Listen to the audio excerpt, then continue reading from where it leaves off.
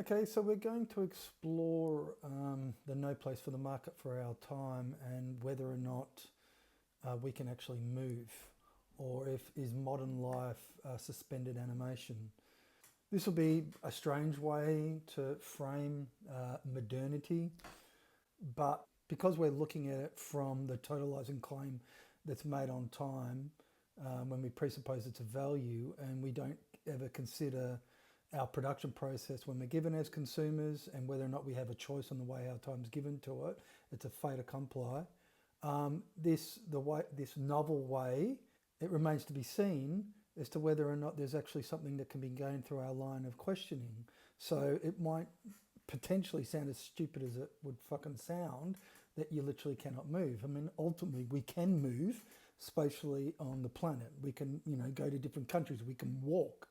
But does our movement make for a suspended animation where the potential of our movement doesn't potentialize change beyond that totalizing claim of a buyer's journey?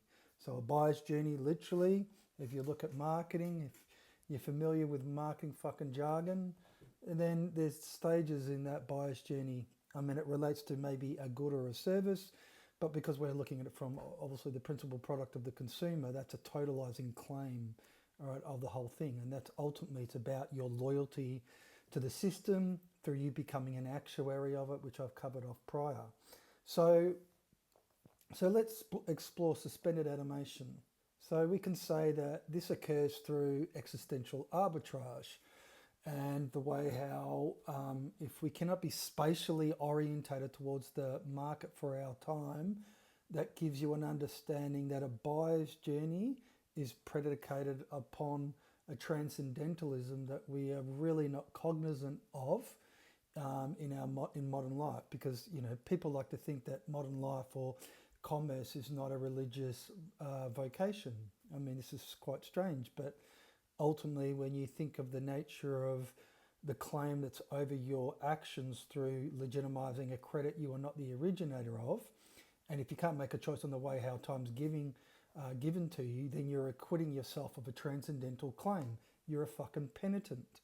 And so it doesn't matter. So when existential arbitrage is the engine, when we simultaneously buy and sell the self, this is always occurring, then how can we say that we don't move irrespective of social mobility, let's say? So and we can always look at this from the way how children makes the transition into adulthood, as it were. Um, I don't know why I keep on doing this. But so let's look at that. So, a child is dependent and the child's orientated towards its independence. That is through, obviously, it securing the means of its independence. So it's literally just financial. And if it's financial, well, obviously we know that it's just a buyer's journey. So the child's transitioning is literally from the status of a dependent to a consumer. That's literally what it is. You're taking a child, all right, so what the child potentially could be or what the adult could be, and you are reducing it into a product through the indoctrination that occurs and through ultimately through the non-questioning of the adults that ultimately are the ones that are the sentinels for that movement. That means to say that unlike, say, rites of passage for ancient peoples, where you took the status of a child, of a boy that became a man, and there was some ritual or whatever the case may be, or let's say we'll use the walkabout rite for Indigenous boys, where they obviously go out into the bush.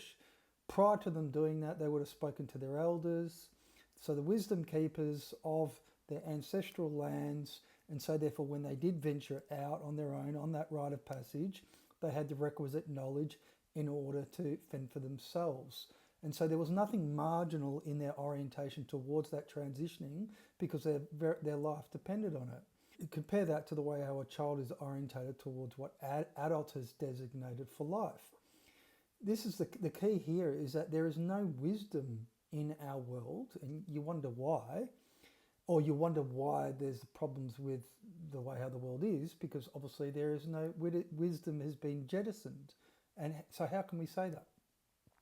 Well, you have to. The easiest way to frame this is simply by asking the question that we are engaging with: how do you produce yourself as a consumer? Because if a adult has never asked that question, they presuppose it. All right, so it's just given. That's their legacy, is to hand down a buyer's journey to their children. That it literally is all it is. There is no requirement on the part of the adult to inform the child of what a consumer is, how they're produced, the way how the world, literally the way how the world works. The way how the world works does not work through money, it works through the principal product that you're given as. So think of what that means when a child is orientated towards life. And essentially they're all children. We're all children. This is the thing.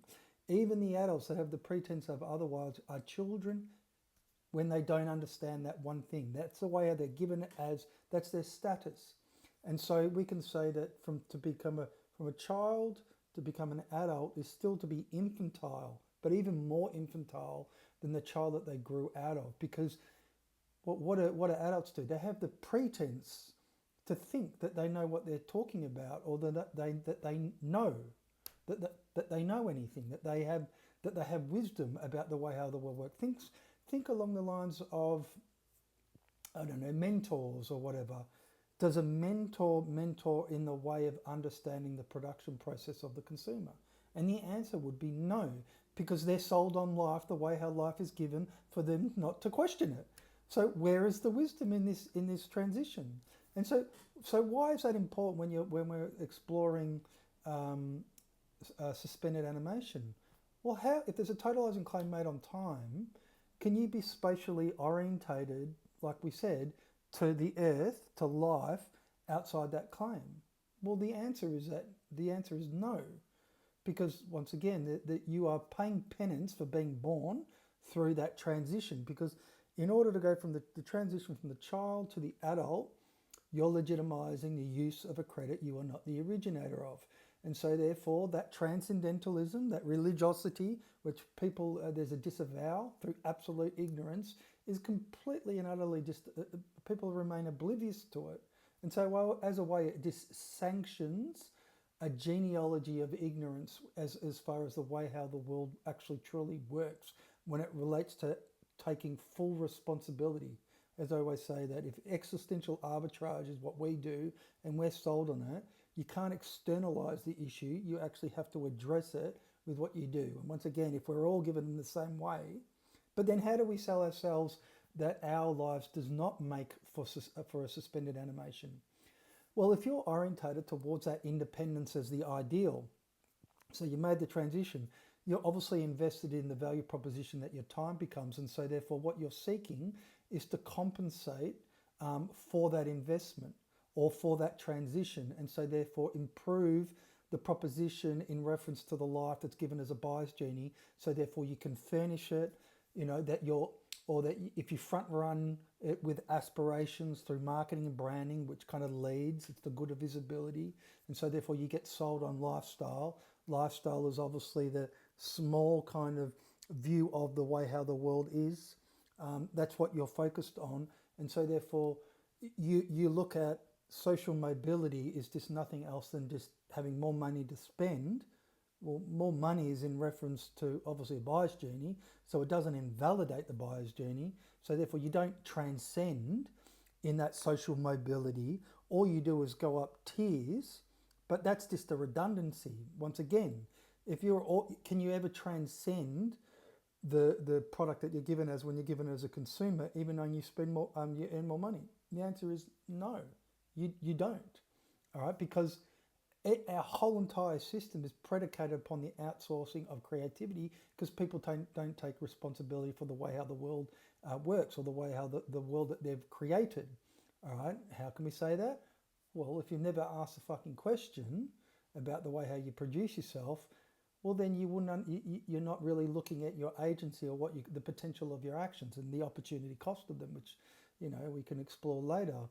And so as a result of that, the levels of social mobility enables you to spiritualize your consumption in reference, obviously, to the money that you earn. So you're really addressing well, what would be the rationing that price obviously creates, well, you can overcome that. And so therefore, all you can do is you can disinhibit the want that you're credited as a consumer, and so spiritualize your consumption. And so that's what wealth is, all right? But wealth is a redundancy in reference to ultimately what it lays claim to. So wealth likes to lay claim to a plenitude of being, let's say, but how can it have a plenitude of being when the foundations for life is compromised? The existential, we're talking about the existential status of a person when they're given as a consumer, and everybody's exactly the same. This is the thing. All right, so what it does is it has the pretense to be something that it's not, because people obviously don't question that to the degree that they need to, and it tries, and ultimately, wealth is all about appropriating the transcendental, we could say, or creativity, which has been outsourced. And that's why obviously wealthy people, as always, they buy art, they buy anything that relates to creativity. The more rarefied a thing is, the more valuable it is, but their lives are devoid of creativity just as much as anyone's is. This is the issue. And we can say that because the commercial paradigm, or our economy, produces one thing. It produces a consumer to sanction the way how things are given. Now, if we don't understand that this is all contingent upon, monetizing goodwill, and ultimately the way how culture becomes an asset through the commercial paradigm, then our understanding of what we hand down as a cultural bequeathal it can't develop beyond the constraint that you haven't taken issue with when you obviously don't engage in these kind of questions. And so therefore, any orientation of social mobility, well, how can your movement potentialize a change beyond a buyer's journey that's set for your aspirations? I mean, it is literally impossible. But people will be sold on difference of the status. So, lower class, you've got, middle class, and then upper class, or, uber rich, or whatever the case may be. And so therefore that's the way, because then it's obviously, you've got the gap, the comparison, and so therefore that's all you're doing. You're comparing it, but the statuses in reference to a totalizing claim makes no difference. Okay. And so this is what we can explore, the nature of, who owns the means of production. So the critique that's made on capitalism is absolutely redundant, all right? When you think about, well, what's the means of your production? Think that through. What is the means of your production as a consumer, all right?